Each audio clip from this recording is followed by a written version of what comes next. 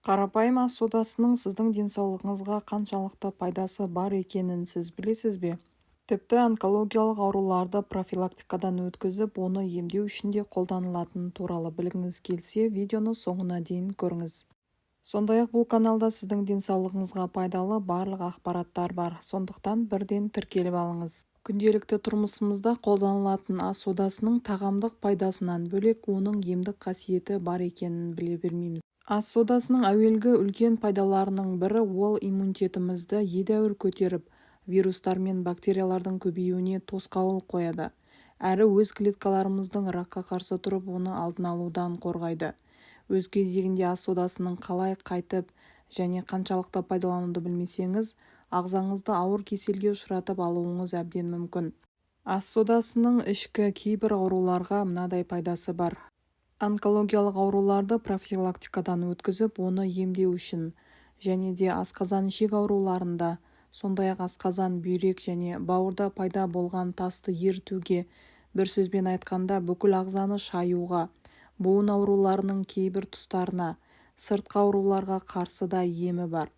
Жәндіктер шағып алған жерді сүрту үшін, сондай-ақ аздап салқындап не ангинаға тап болғанда ингаляция жасау үшін, сондай-ақ оның өте төмен көлемдегі ерітіндісімен қабынған көзді сүрту үшін, жалпы тісті тазалап және ағарту үшін, аяқ пен қолдың таза ауруы үшін, қол мен аяқтағы тырнақтарды аз-кем жұмсарту үшін.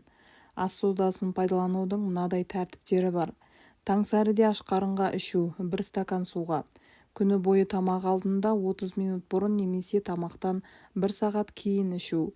Осы тұста ескеретін бір жайт бар. Асқазанда мейлінше тамақ болмағаны абзал. Былайша айтқанда ас қорыту үрдісі жүріп тұрғаны мақұл. Бастапқыда ақырында пайдаланса дұрыс болады.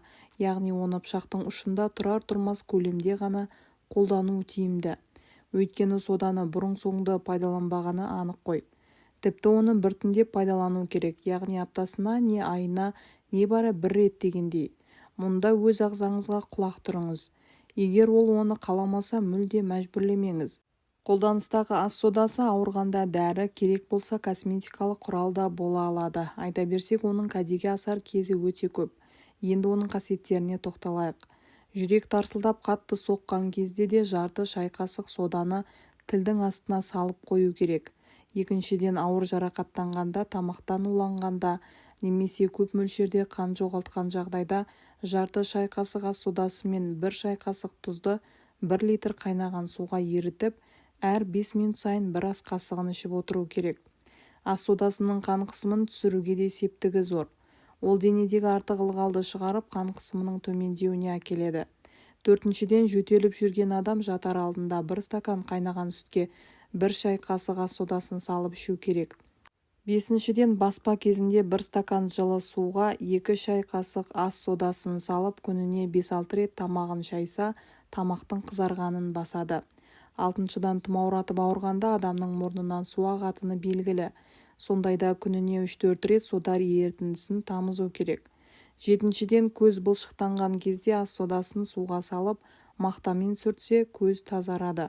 8-шіден, саусаққа жара шығып іріңдеп қабыну байқалса, жарты литр жылы суға 2 ас қасық ас содасын ерітіп, саусақты батыру керек. Ауырған саусақты осылайша күніне 3-4 рет батырса, іріңі басылады. 9-шыдан, тіс ауырмау үшін ауыз қуысын ас содасы қосылған сумен шайып тұру керек. 10-шы, ас содасын сабынның көбігімен араластырып, аптасына 2 рет жуса, бетті жасартып, өлген жасушаларды қалпына келтіреді. 11-шіден, көп терлейтін адамдар күнделікті таңертең ас содасы қосылған суға мақтаны батырып, қолтығын сүртсе, күні бойы жағымсыз иістен құтылады. Ал 12-ші, көп жүргеннен аяқталып ауырғанда 5 ас қасық соданы 10 литр суға ерітіп, 15 минут аяғын салып отырса, аяқтың шаршағаны басылады.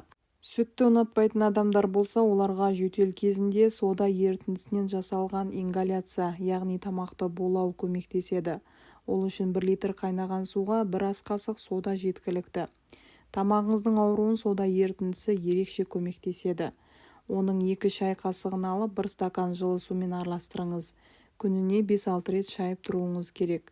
Сонда тамағыңыздың шырышты қабығын суландырып, тамақ қышуын тоқтатады. Конъюнктивит кезінде көзіңізді жиі сода ерітіндісімен жуғаныңыз дұрыс. Алайда бір ескере кететін жайт, бір мақтаны тек бір-ақ рет қолданыңыз. Сода медицинада баяғыдан бері аритмияға қарсы дәрі ретінде қолданылып келеді. Кенеттен жүрегіңіз қатты соғып ауырса, соданың жарты шай қасығын тұтынып тоқтатуға болады. Сондай-ақ гипертония кезінде де өте пайдалы. Ағзадағы сұйықтық пен тұзды шығарып, артериал қысымды төмендетеді. Соданы шай қасықтың жартысына салып, дәріңізбен бірге тұтынсаңыз болады. Қоғамдық көліктерде басыңыз айналып құсқыңыз келсе, өзіңізбен бірге ас содасын алып жүруді ұмытпаңыз. Егер біреу қышқылға күйіп қалса, оған тез арада сода ерітіндісін жағып, байлап тастаңыз. Соданы ауыр жарақат алып, көп қаныңызды жоғалтқанда немесе бір нәрседен уланғанда алғашқы көмек ретінде қолдануға болады. Ол үшін сода мен тұз ерітіндісін дайындағаныңыз дұрыс. Дайындау жолы өте қарапайым. 1 шай қасық сода мен 1 шай қасық тұзды алып, 1 литр қайнаған суға салып, жақсылап араластырасыз. Дайын болған соң 5 минут сайын тұтыныңыз.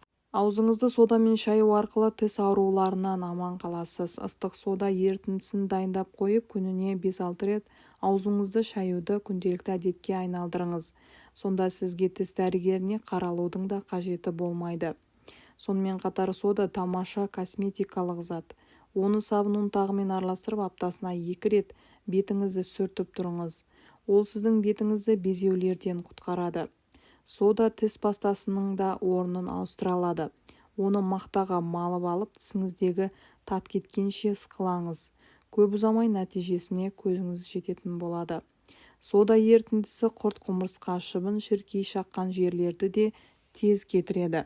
Егер шаққан жеріне күніне бірнеше рет жақсаңыз, орны да қалмайды және жараның аузына микроб түсірмейді. Жұмыстан қатты шаршап келген күні кешкі содамен аяғыңызды уқалаңыз. 5 ас қасық соданы 10 литр жылы сумен араластырсаңыз жетеді. Содан кейін 15 минут аяғыңызды суға салып уқаласаңыз шаршағаныңызды бірден басады.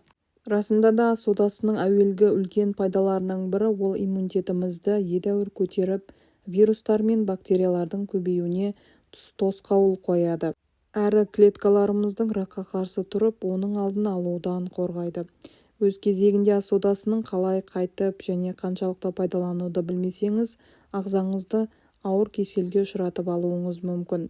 Сондықтан белгілі бір маманның кеңесіне жүгінгеніңіз дұрыс болады. Ал осы видео сізге пайдалы болса, жақындарыңызбен бөлісіп, каналға тіркеле кетіңіз.